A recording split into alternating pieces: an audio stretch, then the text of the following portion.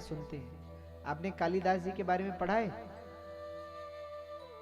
साहित्य में तो कहते हैं उपमा कालिदास। सबसे प्रसिद्ध उपमा जो है, उपमा के लिए कालिदास को जाना जाता है,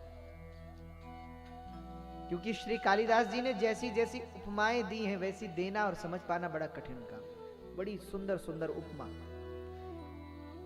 उपमा मतलब आप समझे, तुलना, जो कालिदास जी की। इसलिए साहित्य में कालिदास जी को उपमा के लिए ही जाना जाता है, विशिष्ट। पर पहले क्या थे? कोई बहुत बड़े ज्ञानी थे क्या? अच्छा, आप लोगों ने कालिदास जी के बारे में सुना है? उस समय काल में एक बहुत बड़ी विदुषी थी, उसका नाम था विद्वोत्मा। बड़ी विदुषी। उसका निश्चय था कि जो मुझे शास्त्रार्थ में हराएगा, राजा की पुत्री थी, राजकुमारी थी, पर राजकुमारी होने के साथ बड़ी विदुषी। उसका प्रण था कि मैं उसी से विवाह करूंगी जो ज्ञान में मुझे हरा देगा, जो शास्त्रार्थ में मुझे हरा देगा।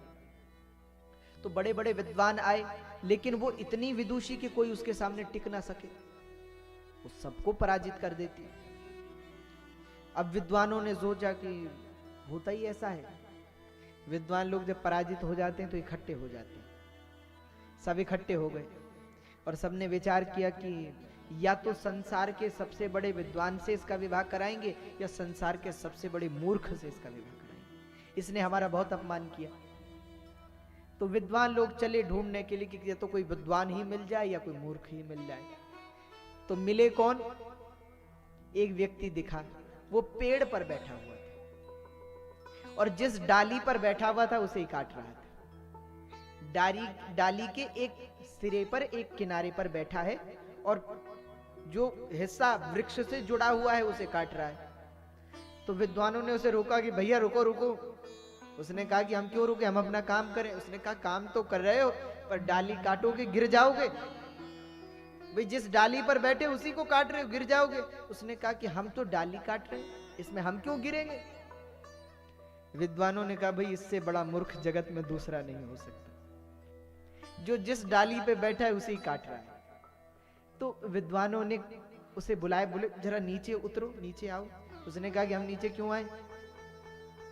तो विद्वानों ने कहा कि हम तुम्हारा विवाह कराएंगे। और विवाह के नाम पे मूर्ख लोग बड़े खुश हो जाते हैं, क्योंकि लोग उनसे प्राय कहते हैं कि इसका विवाह तो कभी होगा ही नहीं। आपने भी घर में देखा होगा कि जो थोड़ा कमजोर लोग कहते हैं इसका विवाह तो होगा ही नहीं। कालिदास उसने सुना कि हमारा विवाह, तुरंत उतर आए, हमारे किससे, कहां? तो विद्वान बोले सामान्य जगह विवाह नहीं कराएंगे, एक बहुत बड़ी राजकुमारी है, बड़ी विद्वान विदुषी है, नाम है विद्वोत्मा, उससे विवाह कराएंगे। कालिदास जी बोले अच्छा तुम्हारा नाम क्या है? बोले महाराज हमारा नाम कालिदास है। अच्छा क्या हमारा वो हमसे विवाह करेंगी? अरे बोले हम कराएंगे ना, आप चिंता क्यों करते हो? महाराज हमें कुछ करना पड़ेगा? बोले करना कुछ नहीं, बस चुप रहना है। इसलिए नीति में कहते हैं विद्वानों का गहना है मौन और मूर्खों का भी गहना है मौन। मूर्ख जब तक चुप रहते हैं तब तक ही उनको देखकर लगता है कि तब तक उनकी मूर्खता का पता नहीं चलता है। इसलिए उनके लिए सबसे बड़ा हथियार है चुप रहना, मौन रहना। तो विद्वानों ने कहा कि आप मौन रहना, कुछ बोलना मत, ओ हम विवाह देख लेंगे। तो खूब सजा करके माथे पर त्रिपुंड लगा दिया, बाहु पर, कंठ पर, हृदय पर, और रुद्राक्ष की माला और सब धोती पहना कर सजा धजा लिया और बिल्कुल सजा करके विद्वोत्मा के पास ले गए। विद्वोत्मा से कहा कि ये हमारे गुरुदेव हैं और ये आपसे शास्त्रार्थ करेंगे। विद्वोत्मा ने कहा तो ये विद्वान है? अरे बोले हमारे गुरुदेव में कोई सामान्य है? तो ये आज तक कहां थे? बोले आज तक तो हिमालय में पेड़ पर बैठ के तपस्या कर रहे थे, अभी तपस्या पूरी हुई है तो लौटे हैं।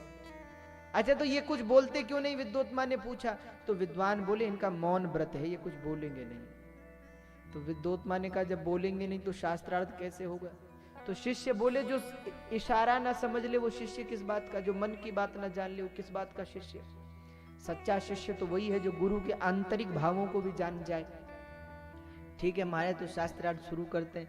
राजसभा लगी, शास्त्रार्थ शुरू हुआ। एक तरफ विद्वोत्मा, एक तरफ कालिदास जी और सारे विद्वान। अब जब शास्त्रार्थ शुरू हुआ तो विद्वोत्मा ने सबसे पहले एक उंगली उठाई।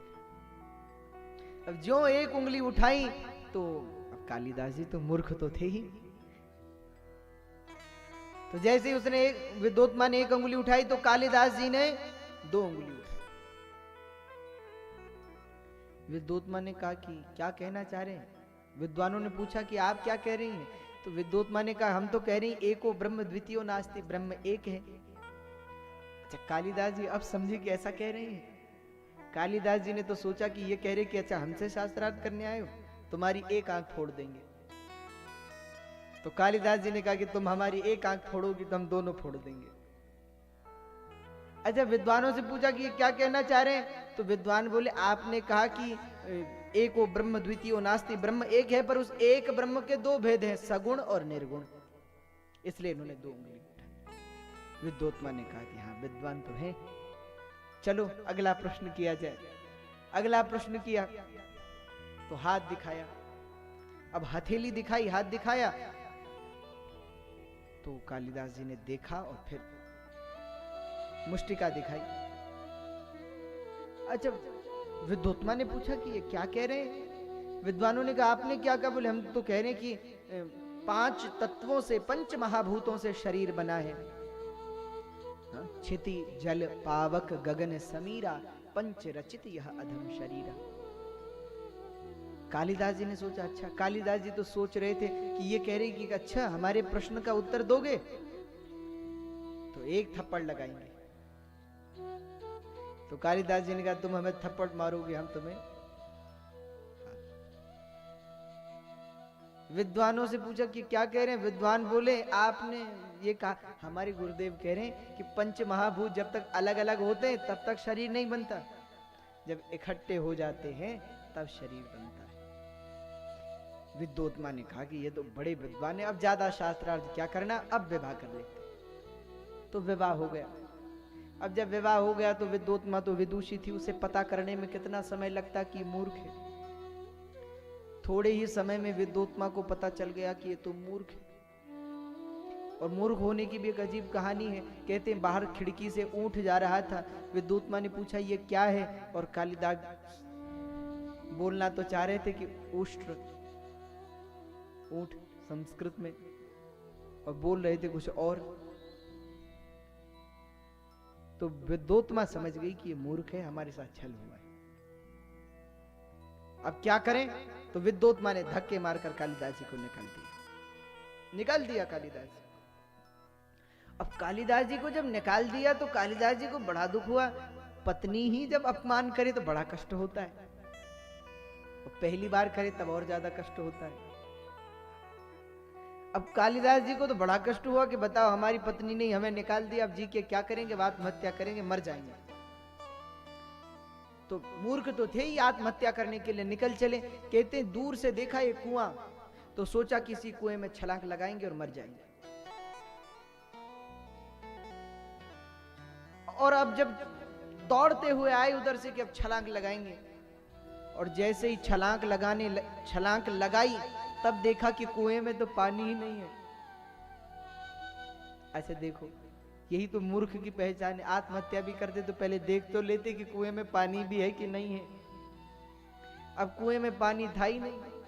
कहते वहां एक महात्मा बैठ करके तपस्या करते थे, और उनके द्वारा प्रतिष्ठित वहां काली माता की मूर्ति थी। उस दिन उनकी साधना पूर्ण होने वाली थी, इसलिए वो कुछ विशिष्ट पुष्प लेने के लिए जंगल में गए हुए थे। और कालिदास जी ने छलांग तो लगा दी, पर जब नीचे देखा कि इसमें तो पानी है ही नहीं, तो कालिदास जी ने जिह्वा बाहर निकाली कि अरे पानी तो है ही नहीं। और जैसे जीभ बाहर निकाली और दांत गिरे तो दांत से कट करके, जीभ कट करके उछलकर मां काली के चरणों में गिर पड़ी। कहते मां काली प्रसन्न हो गई और कालिदास जी के सिर पर हाथ रखकर कहा, पुत्र तुमने हमें अपनी जिह्वा चढ़ाई है, अपनी वाणी चढ़ाई है, तो जाओ हम तुम्हें वरदान देती हैं, तुम्हारी वाणी में आज से साक्षात सरस्वती विराजमान रहे। तो मां काली ने वरदान दे दिया, जीभ भी ठीक हो गई, अब तो बड़े विद्वान हो गए कालिदास जी। कहते हैं उसके बाद वापस लौटे विद्वोत्मा के पास और बाहर महल के बाहर से आवाज लगाई, विद्वोत्मा दरवाजा खोलो। और इतना शुद्ध उच्चारण किया कि विद्वोत्मा को लगा कि खिड़की से झांक कर देखा कि तो हमारे पति हैं, और इतना शुद्ध ये कैसे बोल सकते हैं, ये तो मूर्ख थे। तो विद्वोत्मा ने अंदर से आवाज लगाकर कहा, अस्ति कश्चिद वाग विशेष, आपकी वाणी में ये विशेषता कैसे आई? तो अंदर से विद्वोत्मा ने विशिष्ट 3 शब्द कहे, अस्ति कश्चिद और वाग। तो कालिदास जी इतने बड़े विद्वान हो गए कि विद्वोत्मा के 3 शब्दों पर 3 पुस्तकें लिख दी। जो पहला शब्द था वो क्या था? अस्ति। तो अस्ति से लिखी कुमार संभव, और उसका पहला श्लोक भी अस्ति शब्द से ही शुरू किया। अस्त्युत्तरस्याम दिशि देवतात्मा हिमालयो नाम नगाधिराज। अस्ति शब्द से कुमार संभव को, जिसमें भगवान शिव और सती के, पार्वती के विवाह की कथा, तारकासुर के वध की कथा है। अच्छा, दूसरा शब्द क्या था? कश्चिद। तो कश्चिद से एक पुस्तक लिख दी, उसका नाम हुआ मेघदूत, जिसमें एक मेघ की कथा है, और उसका पहला श्लोक भी कश्चिद शब्द से ही शुरू किया।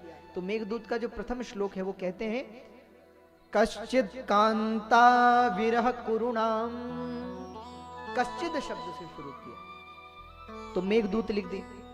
और अंतिम वर्ण क्या था? वाग। तो वाग शब्द से रघुवंश महाकाव्य लिख दिया, और रघुवंश को शुरू किया तो वाग ही शब्द से। इसलिए रघुवंश के प्रथम श्लोक में कहते हैं कि वागर्था विवसं पृक्तौ वागर्था प्रतिपत्तये जगत पितरौ वंदे पार्वती परमेश्वरौ। तो रघुवंश के राजा महाराज दिलीप का चरित्र लिख दिया, और उनके द्वारा नंदिनी की सेवा किस प्रकार से गुरु के आश्रम में करते हैं, तो रघुवंश महाकाव्य लिख दिया। तो बोलो, जब कालिदास जी जैसा कोई मूर्ख इतना बड़ा विद्वान हो सकता है, तो क्या ज्ञान पाना कठिन है? ज्ञान पाना कठिन नहीं है, तो कठिन क्या है? भक्ति पाना, प्रेम पाना।